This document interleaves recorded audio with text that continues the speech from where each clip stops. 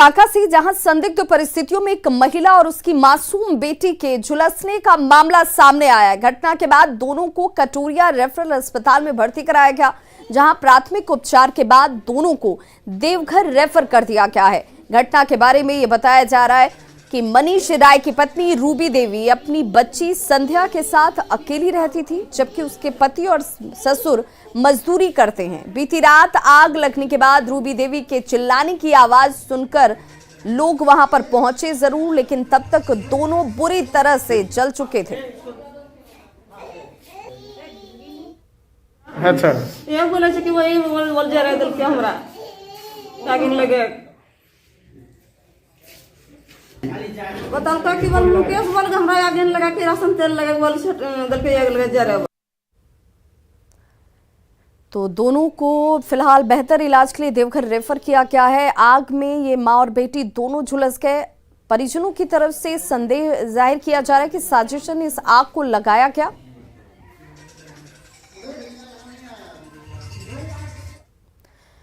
एक तरफ जहां सरकारी अस्पतालों में आम लोगों को दवाइयां नहीं मिल रही, वहीं दूसरी तरफ कटिहार में जरूरतमंद लोगों के बीच बांटे जाने के लिए रखी गई दवाइयों को एक्सपायर होने के बाद कूड़े में फेंक दिया गया है।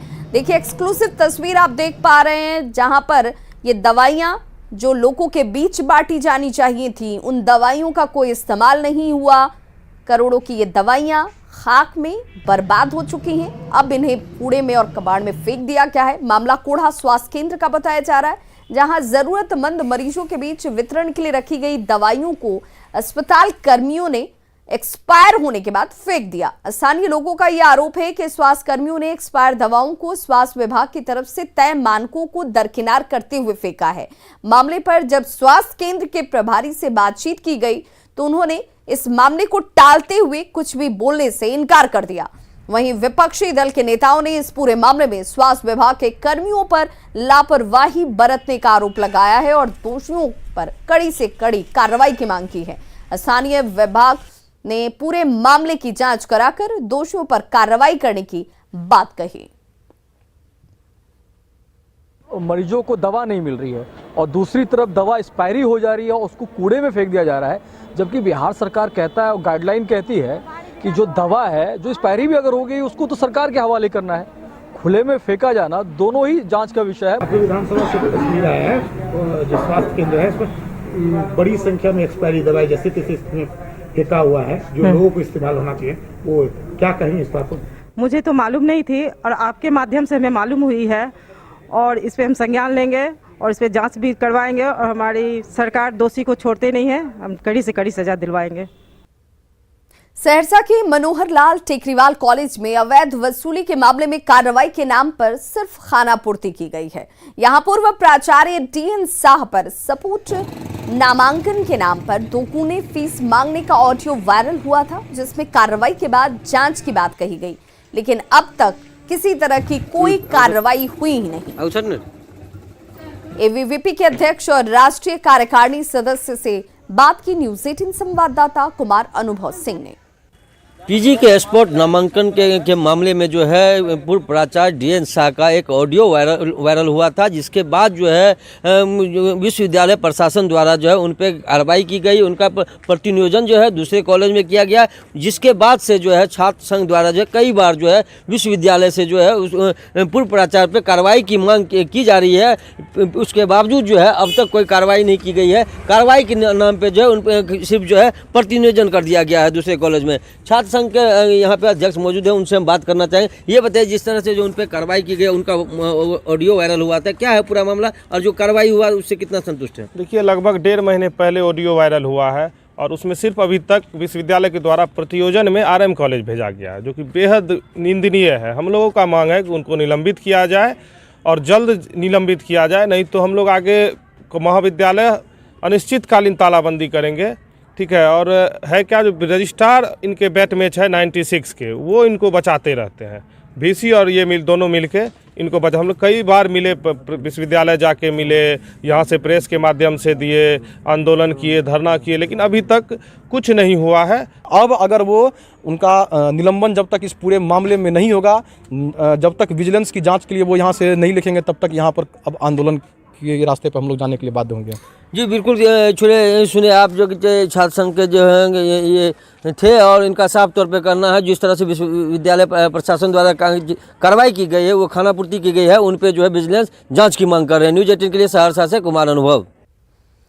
लखीसराय से बड़ी खबर, जहां पर कुर्की की कार्रवाई का विरोध शुरू कर दिया है ग्रामीणों ने पुलिस पर इस विरोध जाहिर करते हुए देखिए इस कुर्की को लेकर विरोध जाहिर किया है। पिपरिया के मालपुर की यह घटना बताई जा रही है और हत्याकांड के आरोपी के घर पर पुलिस की टीम पहुंची हुई थी।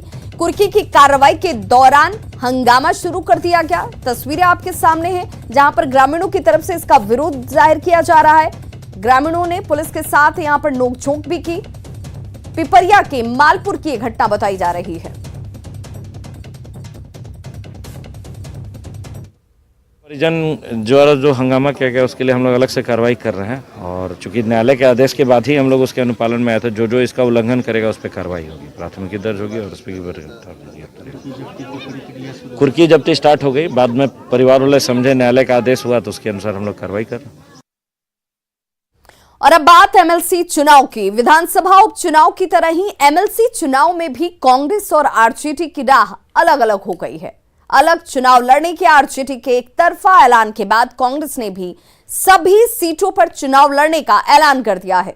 विपक्ष की फूट पर बीजेपी और जेडीयू ने करारा निशाना साधा। जब भी छोड़ा है तो आरजेडी ने कांग्रेस को छोड़ा है, चाहे 2009 का लोकसभा हो, 2010 का विधानसभा हो।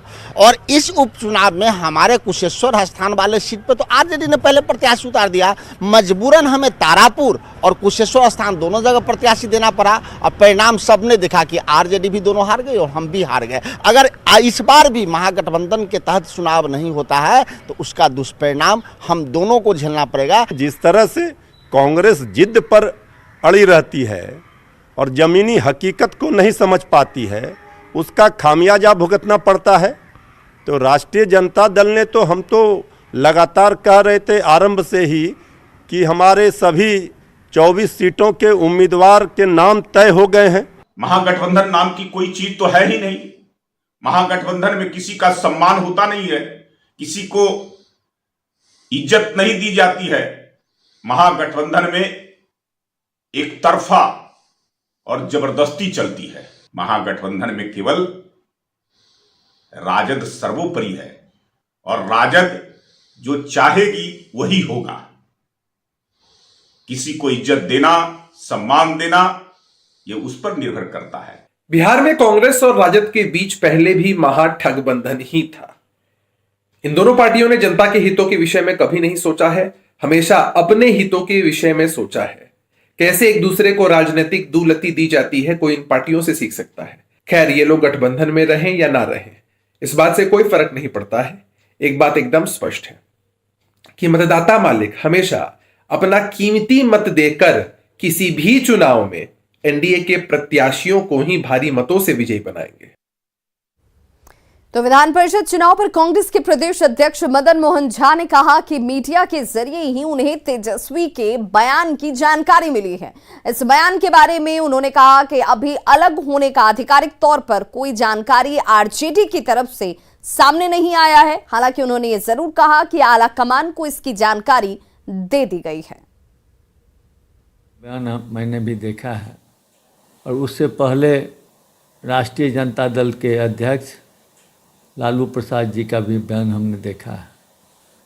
तो इलेक्ट्रॉनिक मीडिया से जो बयान देखे हैं उस पर क्या टिप्पणी की जाए। जब कोई बैठ के अगर बात होगी या वहाँ से कोई ऑफिशियल खबर आएगा कि मेरा आपका सामंजस्य नहीं है, टूट गया, तो उसको हम लोग मान लेंगे। लेकिन जो परिस्थिति अभी उत्पन्न हुई है उससे हमने अपने आला कमान को रात ही में अवगत करा दिया है। ये उनका बयान तेजस्वी जी का आया है, तो इस पर क्या किया जाए। तो हमसे बोले ठीक है, हम लोग विचार के आपको आज खबर करते हैं। जब जो स्थिति होगी तो आप लोग को खबर कर दिया जाएगा।